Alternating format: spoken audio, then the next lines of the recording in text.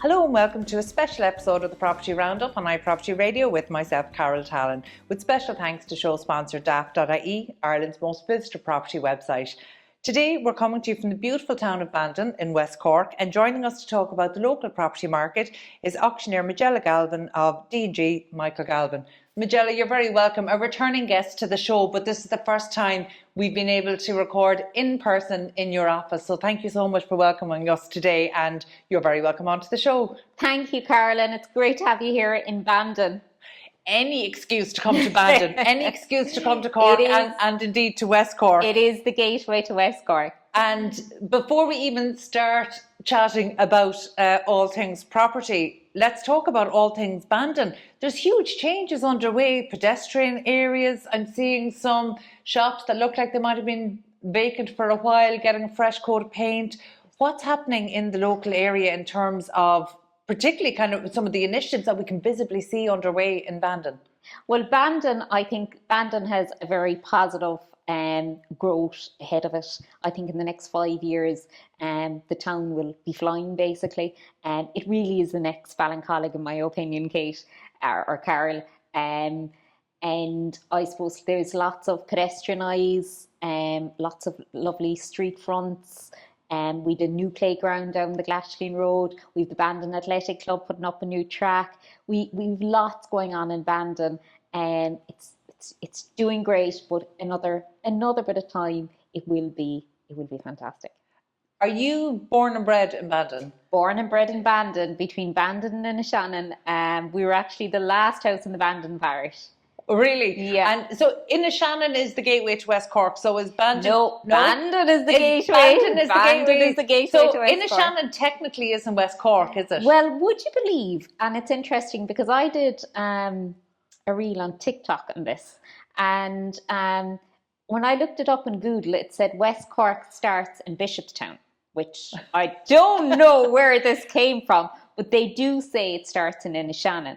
So I suppose really we all want the name West Cork, so people started adding it everywhere. Yeah, very good. Well, I always used to think of Inishannon, and somebody once corrected me and said, well, technically no, Inishannon is a gateway, but technically Bandon is the first Bandon town is the renowned gateway of Gate. And the thing is, West Cork has really has never lost its charm in terms of even driving into Bandon today. The first thing I was greeted with, before we even got really just on the outskirts of town, the beautiful wildflower meadows either side of the town. It is so perfect in keeping with the tone of the place. Yes. As opposed to very, I suppose, manicured or artificially green. It's so beautiful, natural, and just essentially accentuating what is naturally beautiful about the area. And Cork County Council did do great work there at the entrance into Bandon.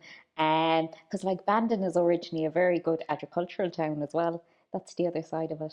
Have you ever been tempted to live or work elsewhere? Well, I did live in Dublin for about 6 to 8 years, Carol. So, and I loved it up there for a while in my younger days. But I used to look forward to come home the weekends to Bandon, the West Cork. I suppose what I love about Bandon is it's so close to Cork City. It's so close to the beaches. I can sit in my car in 10 to 15 minutes, I'm at a beach. Yeah. You know, equally in 20 minutes, I'm into Cork City. So it's very convenient, and it's a lovely kind of community to live in. When you were living in Dublin, were you working on property? Yes. So did you tell me about your start into property? Because obviously I remember I've been in this industry almost quarter of a century, which just feels so old. But I remember dealing with your father about 16, 17 years ago when we had clients looking for properties in West Cork. And West Cork has always been top of the affordability, or sorry, the top of the pricing. So always challenges in terms of affordability, even before the crash, even during the crash. Yes. It's always been difficult to find a bargain in West Cork. But tell me a little about your, I suppose, introduction into property as you remember it. I suppose, Carol, I was a very young age in that when I was 6, 7, 8 years old, I used to look forward every Saturday to go on viewings with my dad.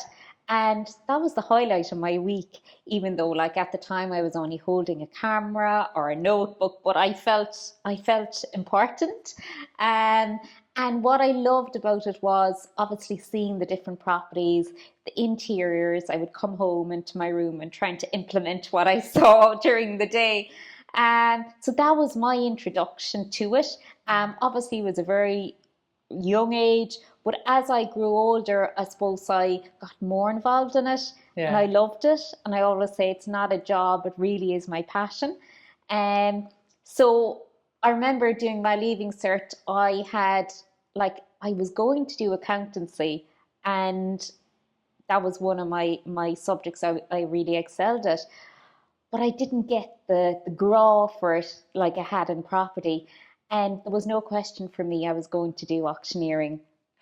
As a child, when you did accompany your father, what did you think his job was? What did you think? 'Cause, sometimes when you watch people doing their job, you don't really understand what the business is. Yes. So, as a child, when you were accompanying your father on these viewings, so you would have heard him talking to both buyers and sellers potentially, or successive sellers in the same property, or successive buyers, walking through the same property. What did you think he was doing? What did you think the business of a estate agency was? Well, I think my view changed as I got older, but I suppose my first impression was we were going looking at property. Yeah. That was the first thing.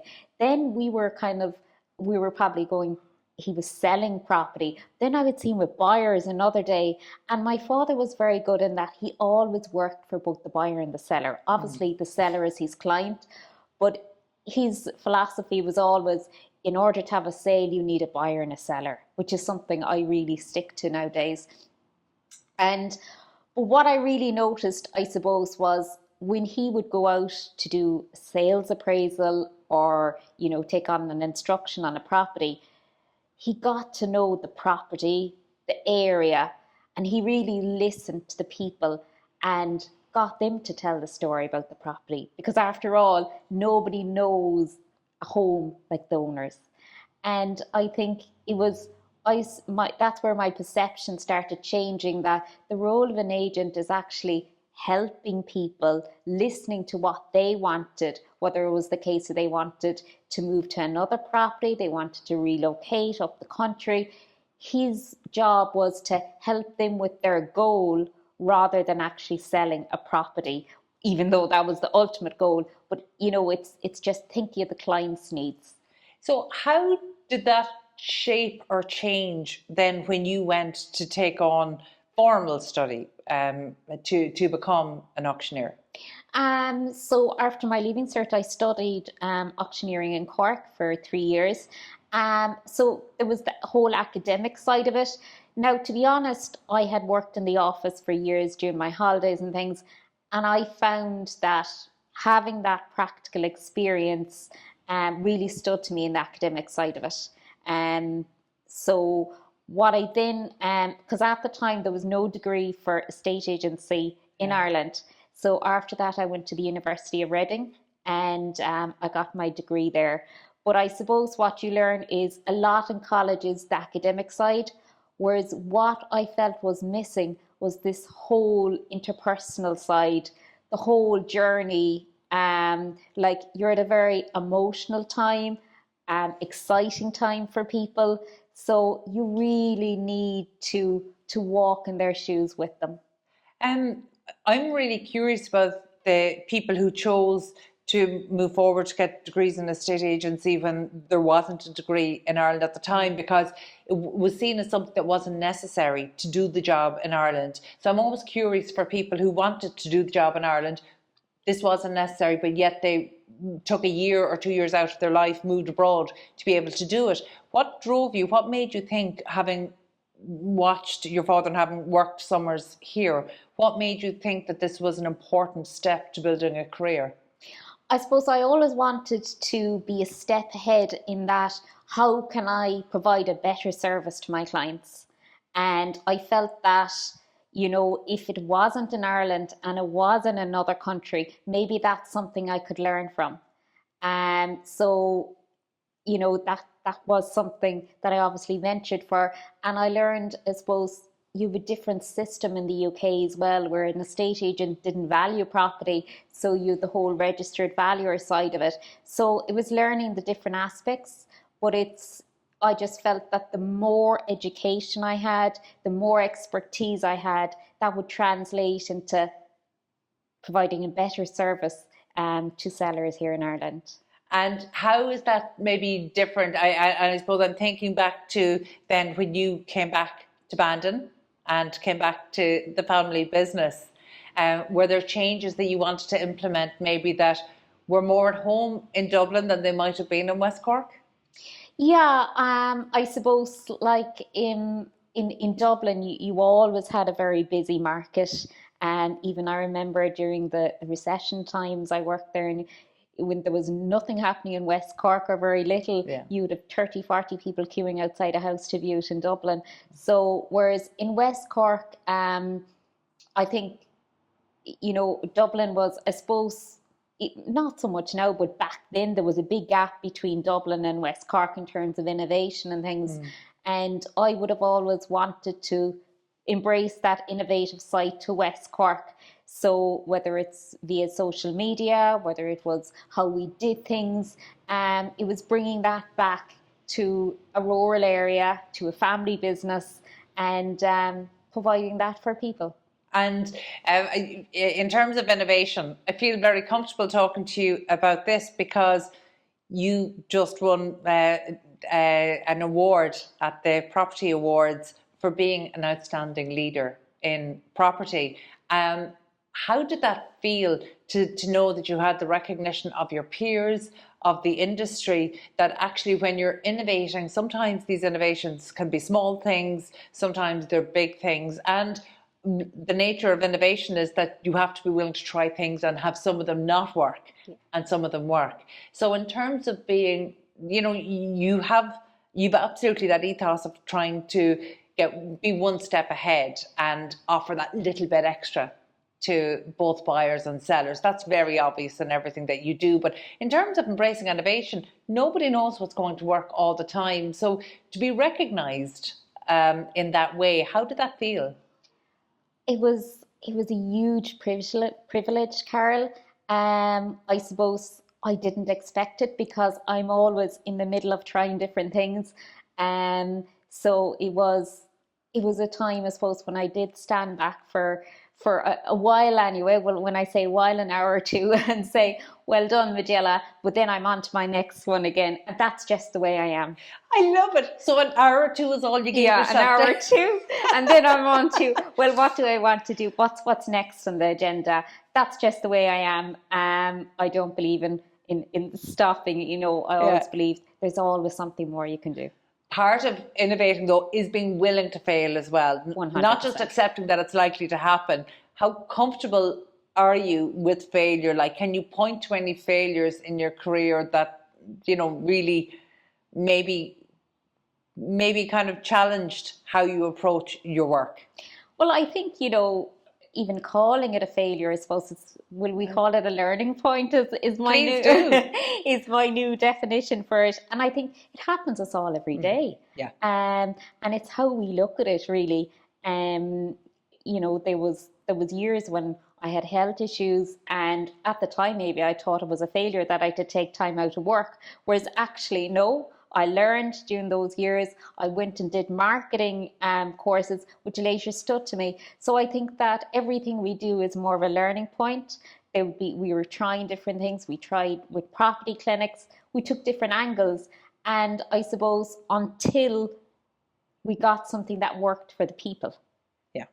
They might have been successes to us, but if they didn't work for the people, we kept trying to make it work for the people.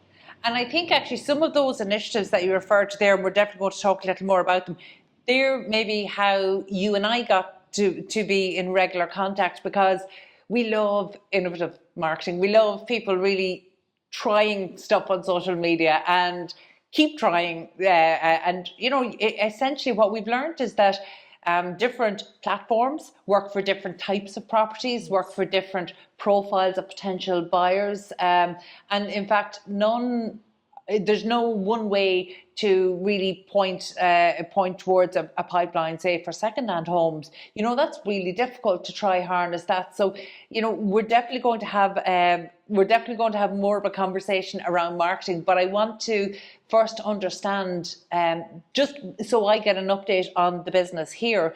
What kind of since we came in today, I've been looking at some of the properties for sale. You in your office, you still put up brochures, even though I know everything is online and you've a very digital first approach. You still have, when people walk into the office, they can walk away with a brochure of a property that they might be interested in. So just tell me a little about what kind of properties do you have listed at the moment? So we'd have a variety of properties, Carol, like we'd have an apartment in Cork City, you'd have the country home, you'd have the coastal home. We really do. I suppose that's a good thing in West Cork and Bandon, because we're near cities, we're near the coast side, we do have a variety. How do you manage that then? Because Cork is such a huge county. So to explain the geographic area that you work in, because it would be almost impossible for a small team to operate across the entire county, or am I wrong? I think you're wrong there, Carol. Really? No, good. Tell me. Well, I suppose, I do love my job and I do work long hours. And I suppose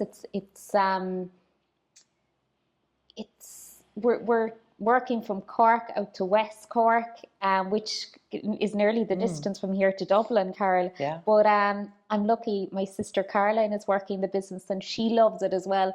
And I suppose the hours that we put in, really, some people may say you couldn't justify, but again, as I say, it's not a job, it's our life. We grew up in it and we love it. So DNG Galvin, DNG Michael Galvin, you're operating right across Cork City and County? Absolutely, yes. Fantastic. So, D&G have an interesting new group that maybe people aren't familiar with in terms of particularly the country and rural homes. So you might just tell us a little bit about that. Yes, so D&G became an affiliate of Hamptons International, and Hamptons International have over 1,200 offices worldwide. So they have 90 in the UK, and in Ireland we have 80 offices. So that again gives the local, national and international reach for our clients' properties. And recently D&G set up a new country homes division. So that's it's a big, exciting step for D&G and for us, to have that specialised department to showcase country homes, where we're working closely with Hamptons International, D&G head office. And what it means for a seller here is that they can get their home marketed expertly. We have all the expertise and team here, and they will get a wider reach, basically. And how are you seeing that translate on the ground? So in terms of views or potential bidders or potential buyers coming in, have you noticed that impact? Well, what we're seeing, Carol, is we have direct links with Hamptons over in the UK, and they have such a large database of high worth wealth individuals that are looking for the property here in Ireland, and vice versa. We're really working closely with them. And so talk to me a little bit about the properties that are currently listed at the moment. Do you have any new homes, or is it all second-hand properties? At the moment, we're second-hand properties mainly, yes. And is there much of a pipeline in terms of new homes in the Bandon area? I didn't see much evidence of it now as I was driving in. There is a lot of new construction going on in the Bandon area, but I suppose the second-hand market is struggling with supply. I mean, we're down 20% in the past year. At least that's the figures, whereas I think we're down even more. And I think, whereas first-time buyers and even investors now are kind of being told to go for the new homes, they have a fixed price and energy rating, the mortgage rates. There's actually a lot of value to be had out in the second-hand market. And because you've people who want the large garden, who want that extra space, even the bedrooms, you get a decent sized bedroom in a second-hand home. And the grants out there now, can really bridge the gap for people. In terms of the second-hand homes that you're listing at the moment, what kind of condition would they be in? And I fully appreciate that most would be in need of energy upgrades, just given the age of building. But say in terms for home buyers who are walking in, are they walking into properties that need upgrading almost immediately, or are these properties that are really in quite good shape and presented very well throughout, and maybe ones that would be updated over the time? So again, we've a variety, but what we do find is the ones that are selling faster and are higher in demand are the turnkey properties. The ones that, okay, they might need a little bit of energy upgrading, but you can go in, you live there, and you have no work to carry out for a few years. That's the key selling point really in today's market. And your sellers, are they moving into other properties locally, or are they leaving the local market, or what Actually, do they tend to be? We have a variety again there, Carol, because it's an interesting market down here. We'd have, I suppose, sellers a lot. Actually, the number of sales appraisals I'm doing lately, we're seeing more and more downsizers. So people looking to stay in the locality, but to move to a smaller home. Be that because maintenance is too high, they just don't have the time and energy, they maybe want to help out a family member get on the property ladder. There's several reasons. And but there is, I suppose, they're finding it very difficult to find a property that suits their needs in the area. And that's, I'm in the fortunate position where I get to speak to estate agents up and down the country every day. So many people are telling me that there is demand for upsizing, downsizing, right sizing, whatever you'd like to call it. But the key criteria is that people want to stay within their own locality. And so invariably that supply just isn't there. And where it is there, one of the interesting things that's coming up is that actually people are generally surprised that there won't be a huge amount of financial savings involved in downsizing, because you're usually downsizing from a home that a prospective buyer might consider in need of work. Yes. And you're maybe moving to something that is A-rated, particularly if it's new supply, that actually the financial saving isn't as great as people think. So for people, for your sellers who are looking to downsize and they are fortunate enough to be able to find something, whether they just want physically smaller space, whether they're looking for something a little newer, so therefore less maintenance and more energy efficient, or are they looking to also get closer to town? Like what are the driving criteria? I think, bungalows is in high demand. They just simply aren't there, and they're not going to be built either. But I think the smaller size, definitely people don't want the maintenance. The other side of it is they do want energy efficient homes. Yeah. So they would be the main criteria. And is that supply existing? Is it available for them? It isn't really. Like you take somebody like in Bandon, if somebody wants to, we have very little bungalows, so that's kind of non-negotiable really. And we have the energy efficient homes, but again, they're all in estates where you have lots of young families. And if you take somebody who's retired, a lot of them do feel a bit out of touch in the big estates. So I think we really need to look ahead and see what can we do for our aging population. Yeah, I think there is some work being done in terms of housing options for our ageing demographic, particularly in the by approved housing bodies and in the social housing sector. However, for private housing, the private sector, we're really falling short. And there are a number of developers who are focused on this, and they see this as a potentially lucrative opportunity, which it is. But we're just not seeing them filter through into deals or into the marketplace at the moment. But you would imagine that areas that, like larger towns on the outskirts of cities, they would be prime areas where people actually want to right size too, if the demand is available. We're just not seeing it at the moment. No.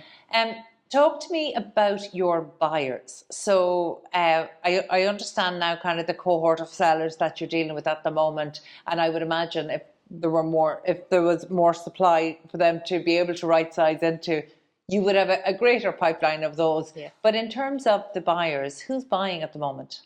I suppose the big share in the market is definitely first time buyers. As I said earlier, in the majority of cases, they're looking for the new builds to get the grants. But what we are seeing in the last few months is they really are starting to extend and look into the second-hand market. I tend to agree with you in terms of opportunities in the second-hand market if you're willing to do a little bit of work. And I'm very old school. I love the idea of adding value. I don't want that. I don't want the value handed to me and I pay a premium for it. I like the idea, and also I think that actually. And don't get me wrong, I'm actually very excited about the supply of new homes that we're seeing in areas around the country, and it's top quality properties. And in terms of energy ratings, they just can't be beaten. Yeah. However, I think it's always good to keep in mind that properties age a little bit like your car requires maintenance, your house requires maintenance, and actually a new home is only a new home really for a decade max, and then you're into the type of work that you would be into if you'd bought a second-hand property. So actually, I always think that premium should only really be allocated for the first decade maximum. But in terms of, say, mainly first-time buyers who are coming in at the moment, what budget ranges do they have? I mean, they're kind of starting at the 300,000, really, the majority of them. And like we're seeing first time buyers with 600,000. So there is a big gap there.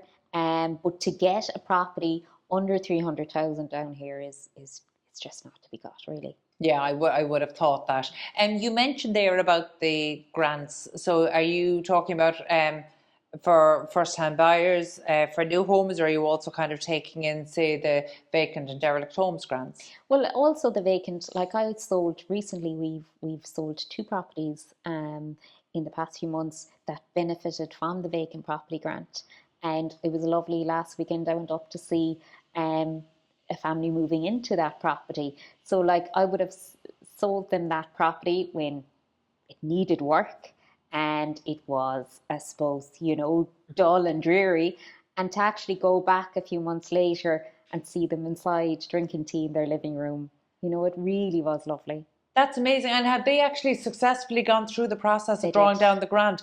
Because there's only a handful in every county who've done that. So we're actively seeking out people who've been able to go through that process and try to learn and share that learning. And there have been some changes to the scheme that really reduce the period of time that people have to do the work. And, it's a pretty onerous grant. It is, absolutely. And I think people at the start, you don't realise how much work is involved in it. But I think if you pursue, like we've seen 2 examples in the past few months where they have got it and where they're living in their homes. And what kind of feedback were they able to give you, maybe that you could then share with potential first-time buyers or potential home buyers of any type or tenure? Well, number one was time. Give yourself plenty of time. And what they found was, as I say, there was a lot more things to do. And the other thing was patience.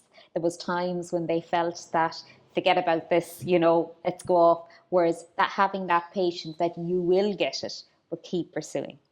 In terms of advice that you can give for people coming in, because it seems crazy to me that we are in a rural area and a first-time buyer coming into you with 300,000 would struggle to have anything from which to choose. That's a real challenge, and I know it's more of yes, it's an affordability issue, but it's a supply issue that's underpinning that affordability issue. So, I mean, how do you, in the ethos that you talked about of the company here, and I suppose in the words of your father, that you can't have a sale without a buyer, and knowing that today's inquirer is tomorrow's buyer, how are you handling that? How are you navigating that when so little is within your control? Well, I suppose like one thing I always say to buyers is they might come in and they might say that they have a budget of 300,000, that they want it in Bandon town. I'd always say, right, make a list of your needs and your wants. Your needs are, you need your 3 bedrooms, you need your within a certain commute of your job, etc. But your wants might be the big garden, it might be, something extra. So people really need to go tunnel vision. What do I really need? And the other side is extend your search a bit, because by going that few kilometres outside that area, you can get better value for money. Yeah. There was a buyer who connected with us from up the country. And when she started her search with us, she wanted a 4 to 5 bedroom property inside in Bandon town where they could walk to all the different schools and activities. And about 10 months on, she actually purchased a property about 15 minutes drive from Bandon. They had a larger garden, they had more space, and they felt like that was their home. And so they were willing to take the trade-off, Absolutely. knowing that they will be taxi drivers for a couple of years until their children move on. What I should have said there is the important step was she actually moved down to the area. So we secured her rental property so that she could rent the property for a few months and get to know the area. And when she got to know the area and its surroundings, then they were in a position to make a more informed decision. You know, that is amazing if you could do it. And it's almost an old school approach. That's what people used to do if they were making a change. But because our rental market has been unprecedentedly challenging in the last number of years, it just hasn't been an option. No. Whereas actually, I think for people, particularly who moved during COVID, had the option of renting being available, they would have taken that option. 100%. But it wasn't. Do you deal with much rental now? Yeah, we deal with a lot of rentals, and I suppose it's a system now where we don't advertise the rentals, Carol, because there's no need. We have a whole database of tenants there. So Caroline in our office looks after the rentals and the management. You know, actually, most of the agents I've spoken to over the last year or year and a half have all described that system of essentially off-market rentals. And, you know, I call it off-market, they call it relationship-based, that you get to know the people who are looking for to rent. And so as you build a relationship, you already have their references, their credit checks, whatever documentation that you need, that essentially they're seen as maybe a known entity. Absolutely. And how is that the only way to get a rental in this area? I think it is really. You know, Carol, like if you were to, they're not being advertised. So if you haven't got your details with your local estate agent, you know, you won't know about them basically. And does that happen on the sales market much? Not as often, but it does. This year we have so far had 2 off-market sales. Why would a seller opt, knowing that the market is so hot right now, why would a seller opt for an off-market sale in this marketplace? Well, let me explain the situation. In one of the sales was an elderly couple. They were relocating into a town, and they already had a property in the town, so they were lucky. And they didn't want to go through the whole lengthy hassle of, you know, months and months. They wanted something done at a faster pace. They also wanted to secure a good price. So I suppose it's finding that middle ground. What we did is we came in, we valued the property, and we have an internal marketing system where, you know, we have our database of buyers that we will say we have a property in the area. If you're interested, contact us. And we actually secured a price much over than the guide price for that property. So the option was, do they take a price that they're very happy with, or do they go down the market road? And they, in that case, they wanted to go off market, get the deal done quickly and achieve a great price. When you talk about your database of buyers, would that be for DNG Michael Galvin, or is that DNG? It's both. Okay, it's and both. So is that an extra kind of tool in the armour that you have? It is because look, we've over 80 offices in Ireland, so there's a lot of buyers registered there. Our head office in Dublin actually have a client department where they focus solely on registering buyers and connecting them. So it is a big tool we do have. Well, look, speaking of tools and technologies, one of the things that you and I, one of the interests that we have in common is absolutely technology, marketing, innovative ways to reach people.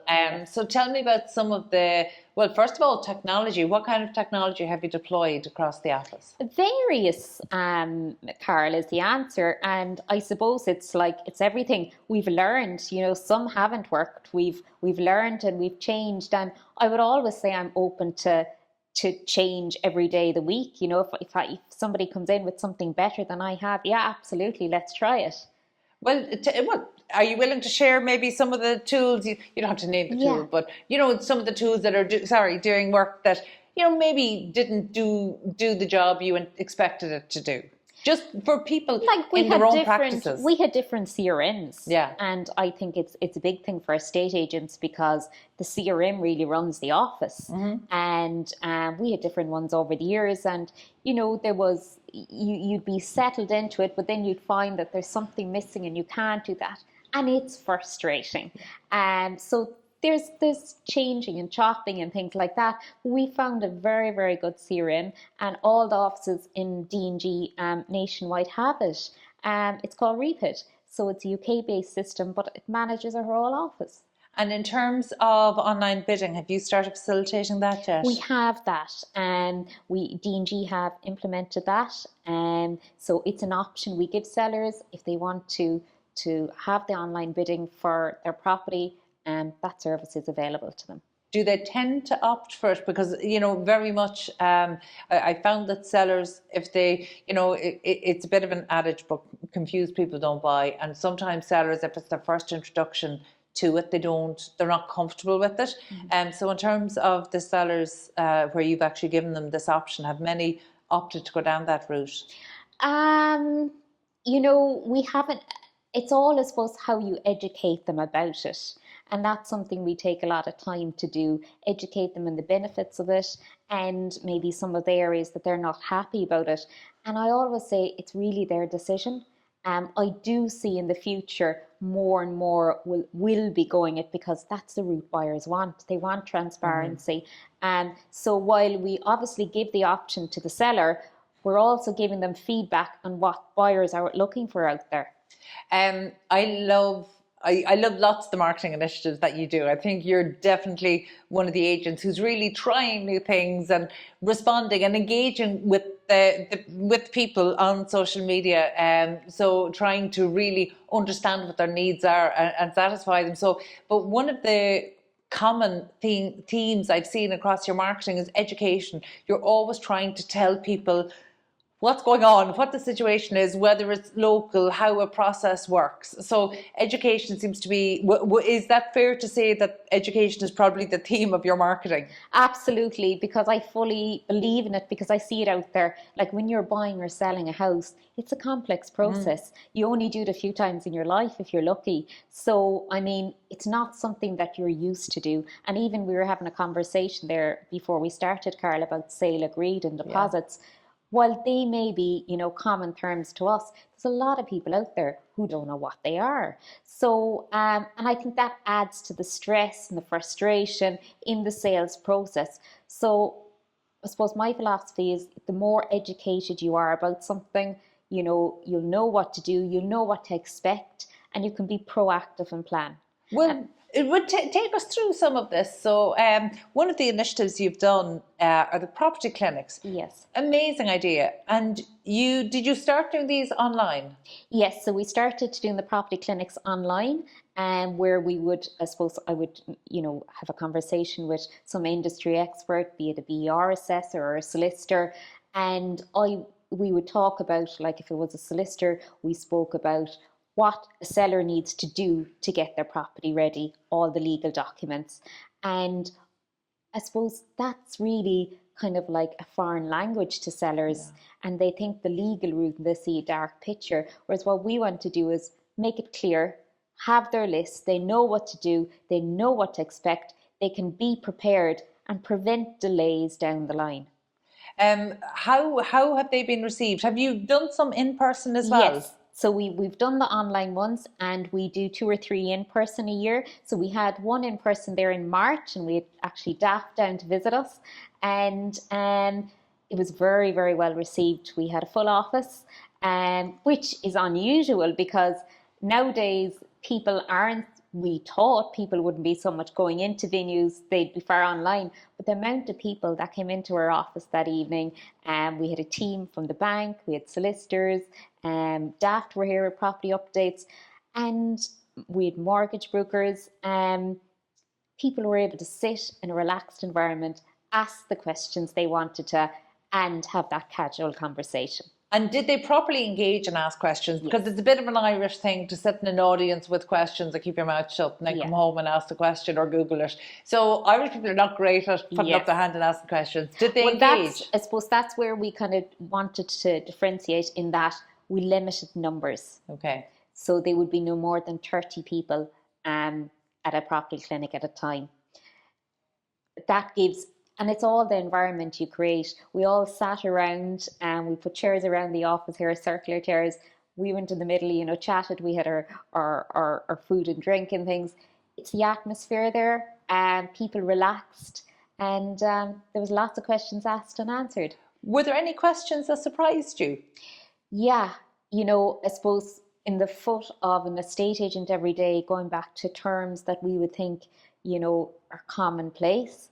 Like, we'd buyers asking us, what is sale agreed? We had people asking, can I get a refund on a deposit? There are things we would take automatically, there's an answer, but there's a lot of unknown situations out there, and it caused fear for buyers and sellers. Yeah, it's interesting. One of the big things, I suppose, one of my big bears, and I give out about it, all the time on the show here, but in the days after the crash, that was the time to reform some of the things that really don't work. So, for example, the booking deposit versus the legal deposit. We could have taken steps to make the industry better, more streamlined, and make it work for people. Yes. And sometimes I think that if we were designing how you would bring a property to market, introduce it to a prospective buyer, and then let them buy it throughout, I don't think we would design the process the way it is today. There's still a lot of inefficiency. Yes, absolutely. I would agree with you there. There's no doubt about it.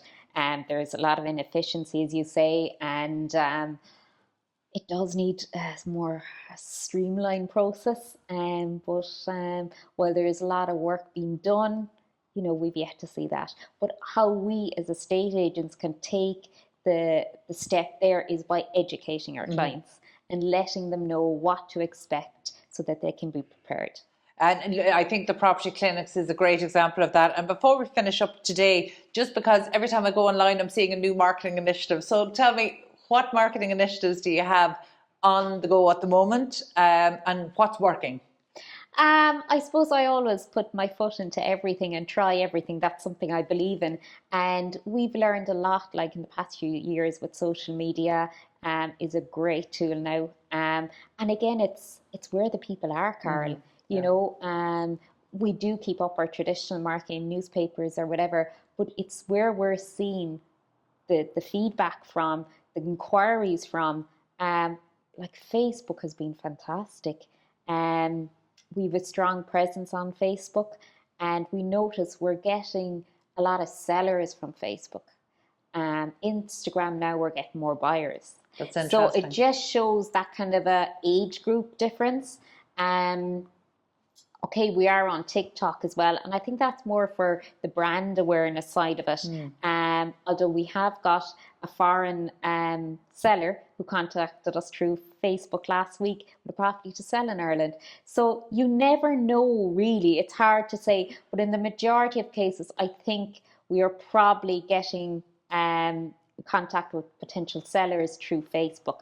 Then again, you have your LinkedIn side of it, where we connect with a lot of professionals, and we get a lot of referrals through that as well. That's interesting. I'm really glad that you've broken down that each of the social media, the platforms, they actually do a slightly different job. I'm really excited to hear you talk about finding a seller on TikTok, because actually very few of the agents I speak to who have been brave enough to embrace TikTok have reported actually making contact with sellers. So we've definitely had people get house appraisals, which hopefully will turn into sales, but they haven't to date. Whereas actually where most people are seeing TikTok is for rental and to find buyers. Yes. So, and I think the age demographics of all the different platforms, it's very consistent that more sellers are on Facebook, more buyers on Instagram. And I think it is yet to be determined where TikTok is really going to be useful as a pipeline too. Yes. And I think again, it's, it's experimenting, Carl, as you know, and something which I've seen a big trend in is the amount of agricultural and farmers are on TikTok. So like it's learning every day at a time, really.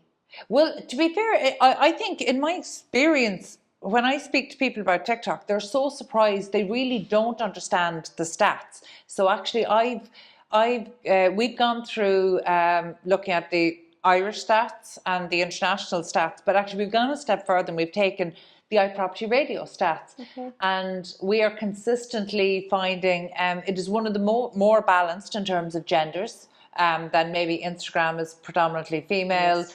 We find LinkedIn predominantly male, Twitter predominantly males, so there's a difference in terms of the demographics, but people are always surprised to know that there are so many TikTok users aged 35 and over.